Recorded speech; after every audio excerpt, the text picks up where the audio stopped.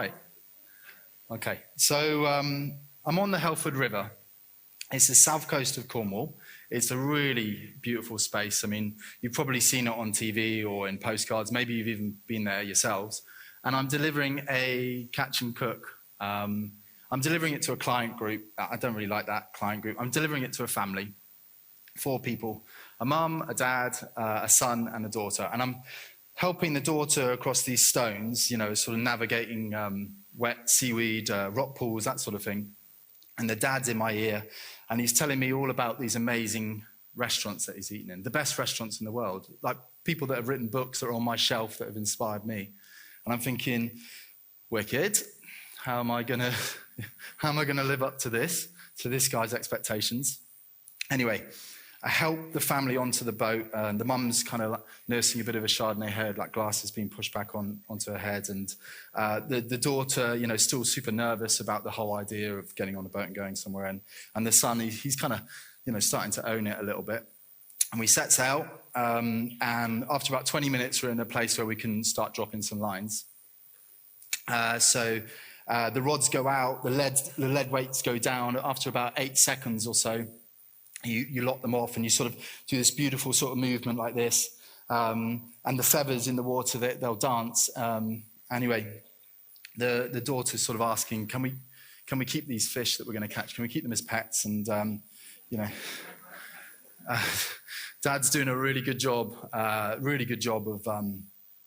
sort of owning the space.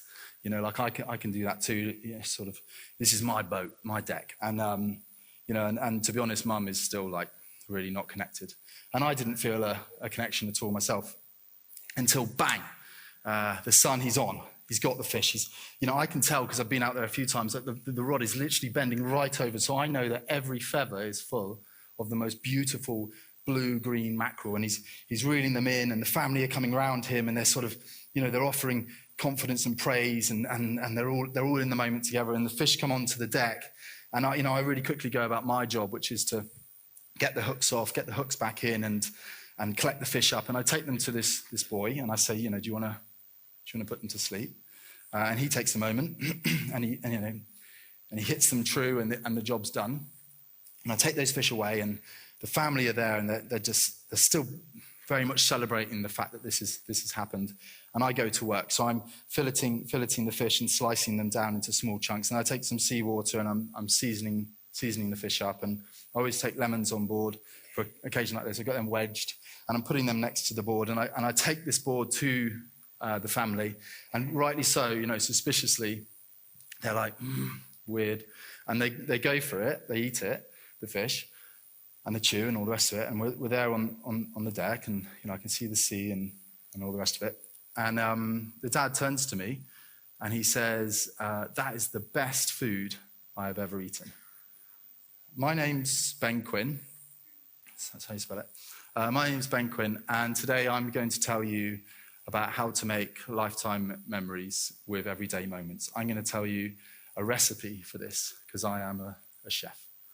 The recipe is really simple. You don't need loads of obscure ingredients, just 3 ingredients, and you don't need to read a massive method. You guys have probably already got it straight. The fact that we're all here in this space means to me that you already kind of know how this works.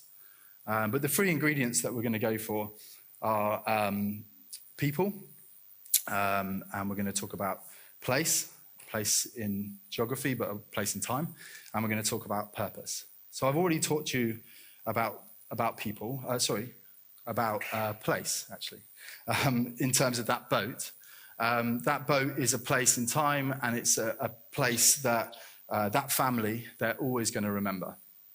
So, I don't know, maybe they're eating mackerel, or they smell lemon, or they're by the seaside, they come to Cornwall again, and they will remember that moment in time that they had together where they connected. The next ingredient I'm going to talk to you about is purpose.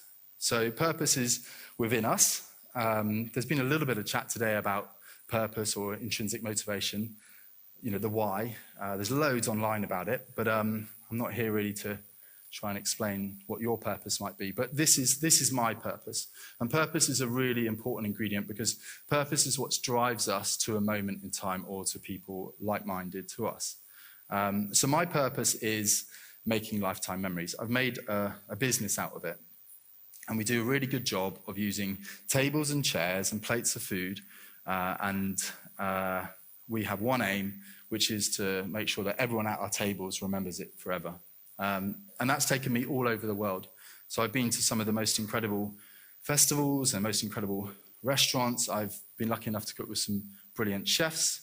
But what's really interesting for me about my purpose, making lifetime memories, is where that's taken me now. So the journey that I see that I'm on is one of maybe using this ability to make lifetime memories from everyday moments and to use it in places maybe where it's needed and not just where it's wanted. So, I mean, don't get me wrong, I'm loving the festival life and I'm loving these massive long tables that we lay in beautiful locations. But a couple of years ago, I just started to think, okay, what happens when I do exactly the same thing in refugee camps in Rwanda? Or what happens when you're in hospital and you're being told some news about a loved one and you're processing that memory, it's not a great one, and you go and get yourself a cup of tea, because it's what we do, and then all of a sudden this cup of tea is in a situation, it's in a place where the team are really kind, really emotionally available, where they're completely aware of the fact that you're on a journey, and where through the use of that table, that chair, that cup of tea, they're able to offer you support and able to help you start building memories in a positive direction. So my direction as a business now is to take what I do and to put it into our beloved NHS. So this is, yeah.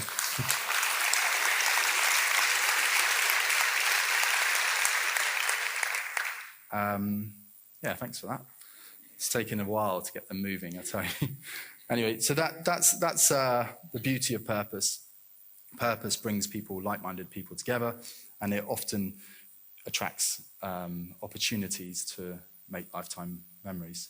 So the final ingredient is people. So this ingredient was taught to me by my daughter, Blossom. 7 years ago, I was at the very top of my game.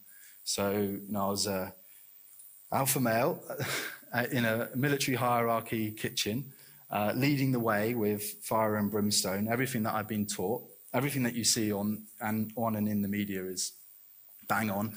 Lots of shouting, lots of angry people, and I was tired. I was tired here, but I was tired here, and I wasn't myself. And I found myself in that moment at a table, and I didn't really recognize the table, and I can see it now so vividly. And this table was the table of my home, of my house. And at the table, on the table, just to the left, is a brown paper bag. And in this brown paper bag is some chocolate. And just to the left again of the brown paper bag, sat up, proud as punch, is my 4-year-old daughter, Blossom. And you can see in the corners of her mouth the evidence of this chocolate. And just behind her, you can see the evidence of how she's made it. She's made the most beautiful sea salt and orange chocolate. And I can smell the orange before I taste it, and I can see the sort of crystals of salt on top. And I rummage in this bag, and I take a piece of this chocolate, and I pop it in my mouth. And right there, and then, my life changed. So this was the turning point for me. I suddenly realized that all the process, all the anger, all the determination that I had in my life to make perfect plates of food in the way that I thought was right was completely wrong. And actually, if I could just make food that allowed people to connect in the moment, then they will remember it forever. This chocolate still, when I get asked the cliche question, what's the best thing you've ever eaten? This is it. This chocolate is the best thing I've ever eaten. Thank you, Blossom, for that.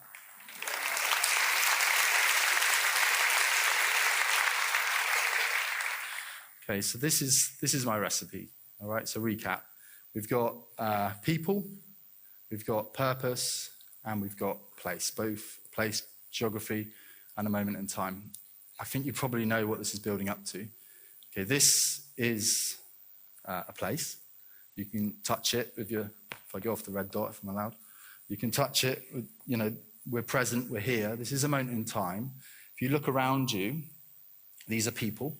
Some people you'll know, some people you won't, but we're all connected in some way. And we all have a purpose. We might know each other's purpose, we might not have a clue. But there's some weird reason why we've ended up in the same place. And I hazard a guess that if you were to take those ingredients in this moment now, you too would be able to remember this moment for the rest of your life. I'm doing a TED talk. Like, yeah, that's guaranteed. I'll probably remember everything about this red dot, the carpet, the way it feels, the way you guys are looking at me, the way I feel, what you're giving to me, and the words that I'm saying. I'll be able to use this in time going forward to remember this moment, and it will fuel me going forward again. So I'd love you guys to maybe take a moment and see if you can use my recipe to make this a lifetime memory for yourselves. Because ultimately, if we want to live a memorable life, which we kind of do, then we have to have memorable moments. Thank you very much.